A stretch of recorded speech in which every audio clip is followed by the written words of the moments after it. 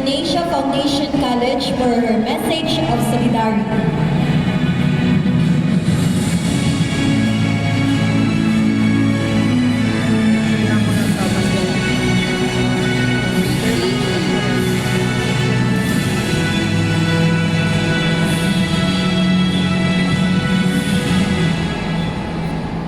Good morning po sa ating lahat.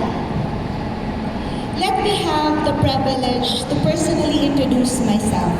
I am C. Cherise Non Dizon, and today I stand before you as a woman, wearing many shoes, flats of a wife, slippers of a mother of five, yes, five. I have 2 grade schoolers and 3 adults. And heels of a professional as a lawyer, educator, and entrepreneur. Hindi ko lang alam kung makakalyo na ba ako nito. At kagaya ng maraming kababaihan, I also carry silent battles that shape the woman that I am today. Hindi po lingid sa kaalaman ng lahat ng iba that my husband has been diagnosed with generalized anxiety disorder for many years. And because of that, I cannot demand support from him the way other wives normally can. Painful, yes, but I realize something. If the support isn't there, hindi ka dapat tumigil dahil may mundo na nanatiling matatag sa lakas mo. And my life journey taught me this. Even in the most loving and supportive marriages, life today is stressful enough, right? Agree ba kayo? Minsan nga, kahit siguro perfect na ang partner, life is still hard. They said, we women carry so much excess baggage, so much pains and angst, not because we are weak, but because of the way we are emotionally wired. It is maternal instinct to love deeply, to care deeply. Sa ibang lalaki, ang babaw ng ating emosyon. Sabihin nilang mababaw tayo, pero ang puso natin kailanman hindi naging mababaw ang laban.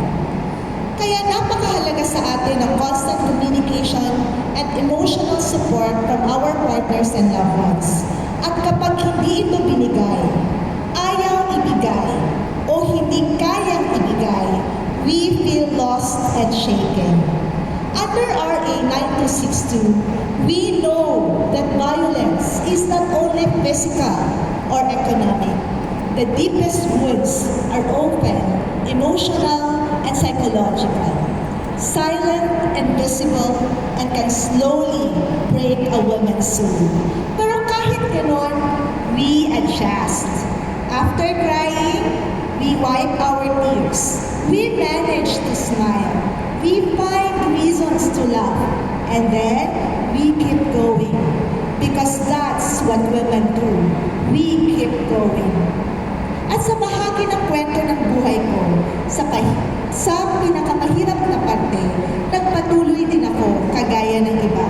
And when I realized na wala akong pwedeng sandalan, I made a choice to stand up for myself, to empower myself. I studied law while raising 3 toddlers, running around the house while working as a part-time teacher.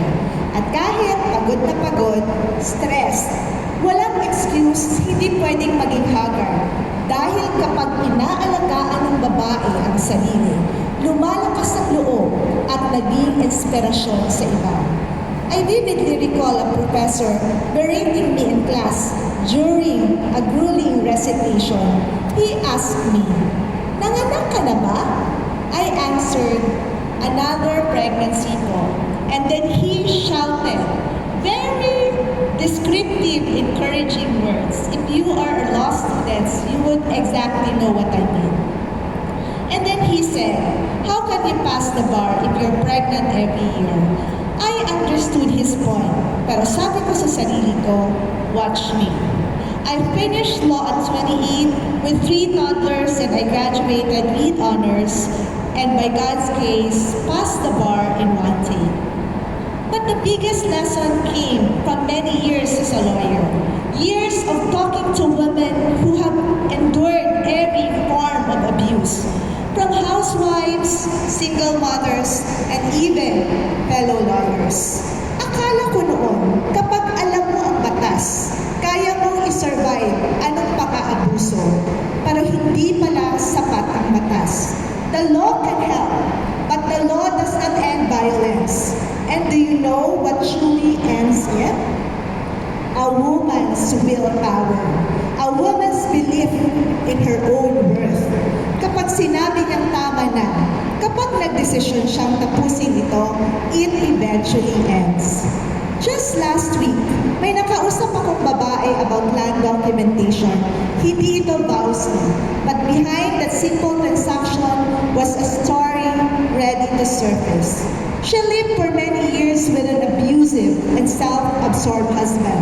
She raised her children while running a small business. No partnership, no support. She underwent therapy to heal from her deep trauma while fulfilling her duties as a mother and as a wife. And now, she lovingly takes care of that same husband who is very sick. Not out of weakness, but out of victory. And her greatest pride, her children, now police officer and military personnel, serving the country with dignity. And she proudly said, "Maayo na lang, dili sila liwat sa akong bana. Buutan sila, kay ako nagpadako nila." That is the triumph of a woman who broke the cycle of violence, even if he stayed, because either way, whether you live or stay, you have the power to end it. The victory begins the moment you choose your dignity, your safety, and your worth. My final message to every woman, sa lahat ng pait na dinaanan mo, hanapin mo ang katahimikan ng puso dahil doon sisibol ang pag-asa. Hahakbang kang muli para sa isang bagong panimula at kung kinaya mo, kakayanin din ng iba. Diyan, nagsisimula ang suporta natin sa isa't isa. Pagkahawak kamay, pag-angat sa mga nalugmok, sa pagpapaalala na hindi ka nag-iisa, may halaga ka. At bilang maging administrador ng mga institusyon, ito ang napaka-importanteng role na ibigay natin sa kanila. Dahil tayong mga babae, ang ilaw ng ating tahanan, ng ating komunidad, at ilaw din ng isa't isa. Kaya't ulit-ulitin natin hanggang marinig ng buong mundo, violence against women and children, hindi pwede, hindi dapat, hindi kailanman. And every woman carries the power to end violence. Sa atin pong lahat, isang masaya at makabuluhang magtitipon. Sa muli, magandang umaga.